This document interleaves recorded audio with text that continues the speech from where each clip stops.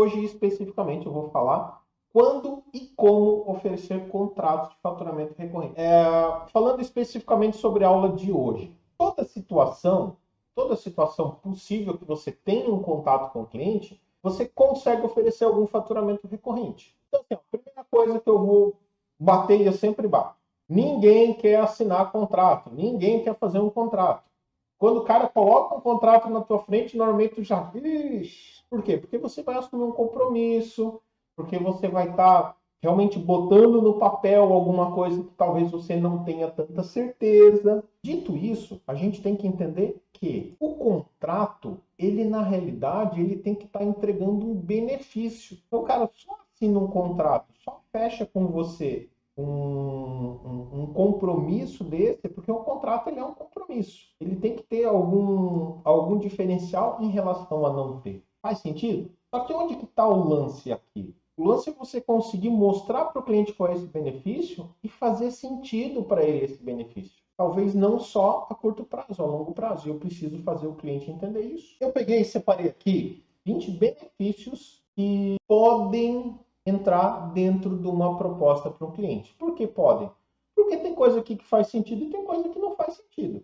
Tem coisa que vai ter situações aqui que uma vai fazer sentido e vai ter situações que talvez dá de colocar 10 dessa daqui. E aí você vai decidir de acordo com a necessidade do cliente. Então vamos lá, listei aqui, rapidinho. Não vou explicar o que elas são, porque eu acredito que vocês até já saibam, né? Manutenção contrária de manutenção corretiva, manutenção preventiva, SLA ou disponibilidade técnica, horário estendido de atendimento, monitoramento de equipamento, monitoramento de evento, e aí aqui a gente vai poder falar monitoramento de evento de alarme, de CFTV, de alarme de incêndio, de controle de acesso. E aqui a gente vai poder estender todas as soluções possíveis que a gente tem, né? Monitoramento de automação. Vou monitorar a caixa d'água de um condomínio, alguma coisa assim, né? Tudo funciona para todo tipo de cliente? Não. Por exemplo, time-lapse tem que ser para obra. Interfone e telefone em nuvem, cara, dependendo da situação, não vai fechar. Se for para um residencial, não fecha. Mas uma porrada de outra coisa fecha. Se for para um pequeno comércio, interfone e telefone, não fecha. Uma porrada de outras coisas fecha.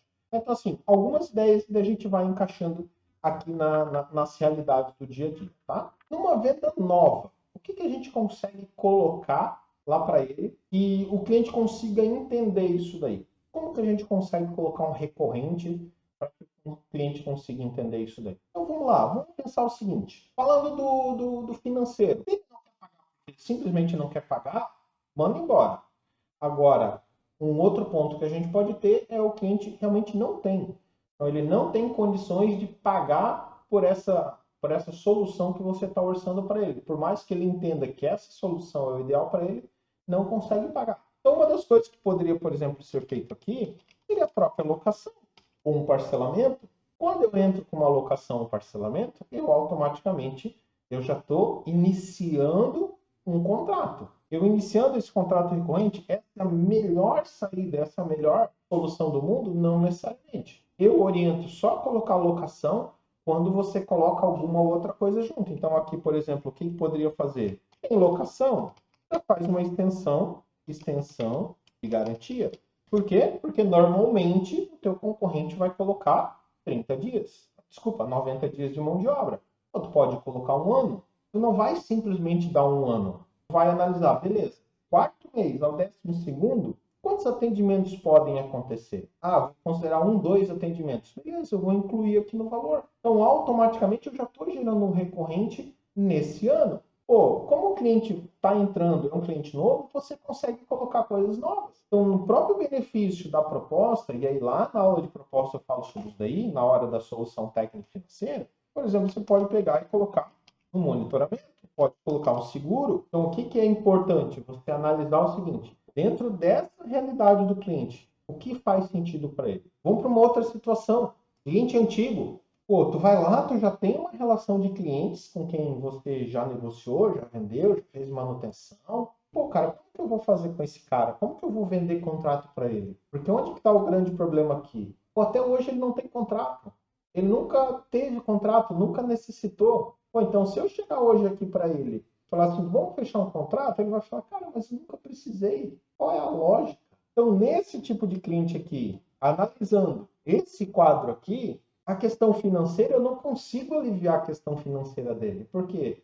Porque se ele for olhar para o bolso dele o quanto ele gastou no último ano em manutenção, ele vai olhar e vai falar: não tem por que eu fazer contrato. Prefiro te chamar quando eu precisar. Aqui está o cara que fala para vocês o seguinte: chamo quando eu precisar. Porque não tem lógica. Onde que muitas vezes encaixa aqui? O cliente, ele eventualmente ele usa um serviço da tua empresa ou de alguma outra empresa concorrente, só que, por exemplo, a empresa demora para atender ele. Pô, então tu consegue aliviar a dor com relação à comodidade. Teve um tempo atrás um cliente foi dele, falou: pô, cara, tem um cara aqui que me atende, o cara cobra por chamado e tal, só que, pô, ele leva 2, 3 dias. Quando eu não tenho que ligar de novo ainda? Então, assim, eu não ia conseguir brigar no financeiro. Por quê? Porque se o cara cobra eventual, não ia conseguir brigar. Se eu consigo brigar na comodidade, consigo brigar na segurança. E aí eu consigo falar: beleza, cara, assim, ó, consigo te atender mais rápido que esse cara. Eu consigo te atender em um dia, em 8 horas, em 2 horas, aí você vai fazer o teu tempo. Porém, para isso, a gente tem que ter um plano de atendimento.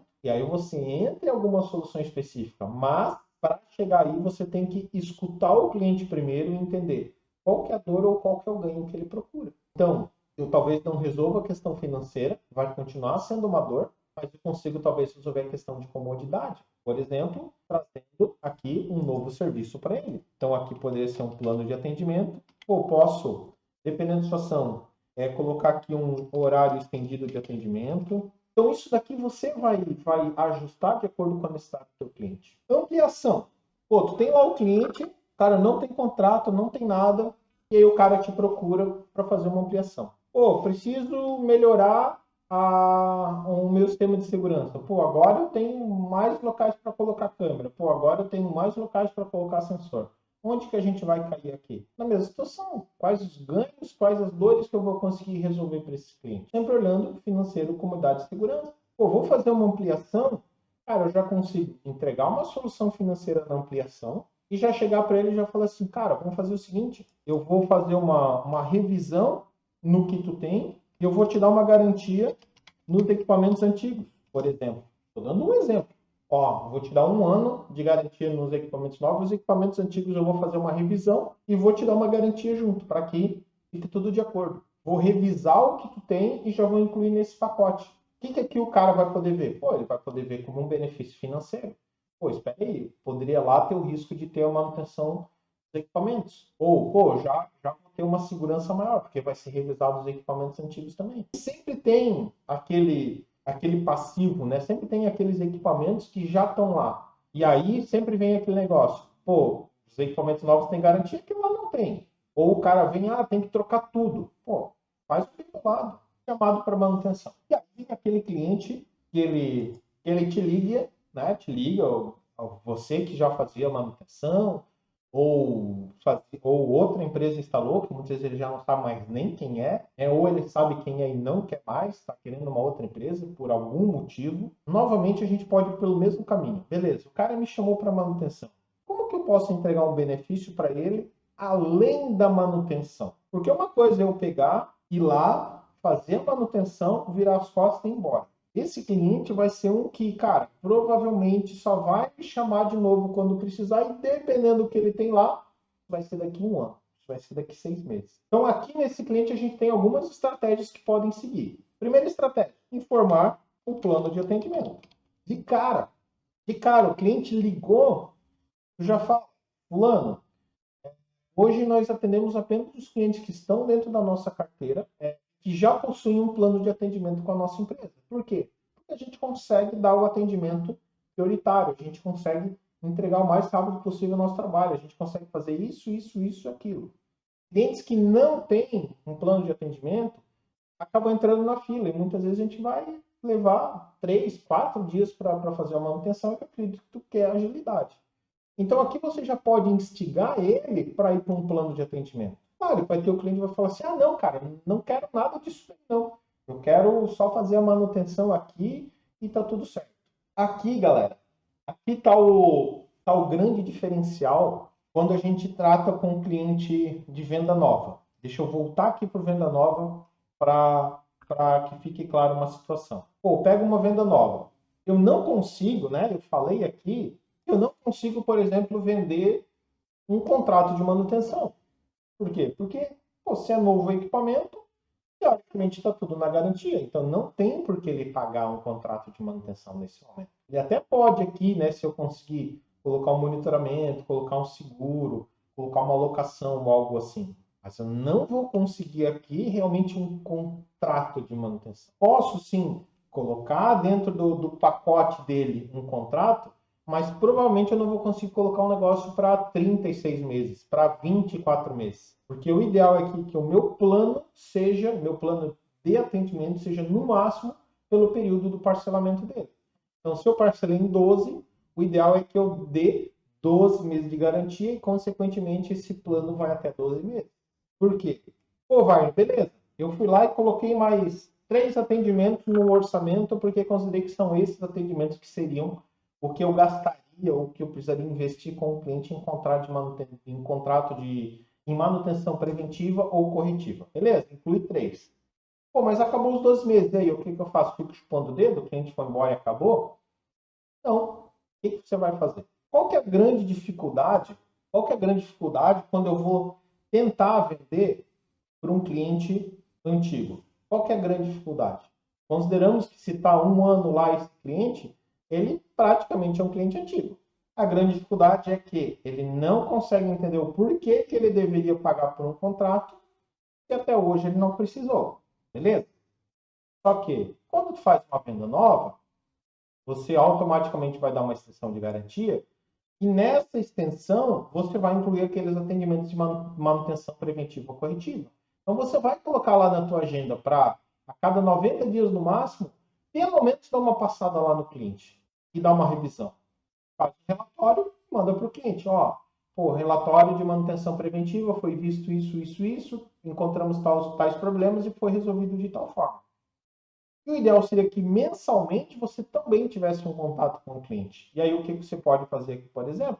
Pode ter aqui incluso uma Honda virtual. Honda virtual eu oriento colocar em todos os orçamentos que tem um CFTV principalmente, tá? Por quê? Porque quando você mandar o boleto mensal lá dele, entrar em contato com ele para o pagamento do mês, você vai mandar também as informações da Honda virtual. Ó, verificando, está gravando tantos dias, todas as câmeras estão ativas, parará, parará, parará.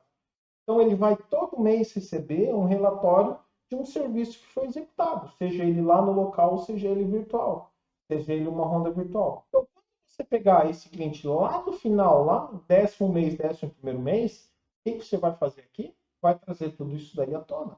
Vai entrar em contato com ele e aqui o que você pode fazer? Renovar os serviços que ele já tem, os serviços que ele já tem. Sacaram aqui? Entenderam quais as formas de a gente conseguir trabalhar e quais as formas, como e quando a gente consegue apresentar cada um tipo dos recorrentes? Entendam o seguinte, tá? Entendam um negócio extremamente importante. Vou bater nessa tecla que eu sempre bato com vocês. Nenhuma empresa tem valor sem um faturamento recorrente, sem uma segurança, sem um faturamento que entra todo mês na conta.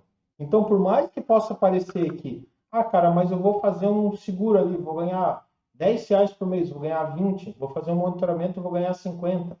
Mas quando você vai juntando isso daí ao longo do período, um serviço que não te agregam tanto na escala, isso é, você consegue ter vários clientes com aquele mesmo serviço. Por exemplo, Honda.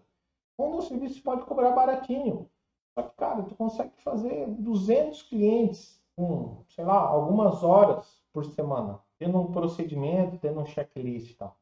Então, quando a gente entende daí que essa escalada do faturamento recorrente faz toda a diferença para uma empresa, aí o negócio vira de chave. Aí você começa a entender que cada uma dessas situações aqui que acontecem, você tem que entender, cara, a partir de agora, eu preciso incluir um faturamento recorrente nesse cliente. Povo, fique com Deus, nos vemos em breve.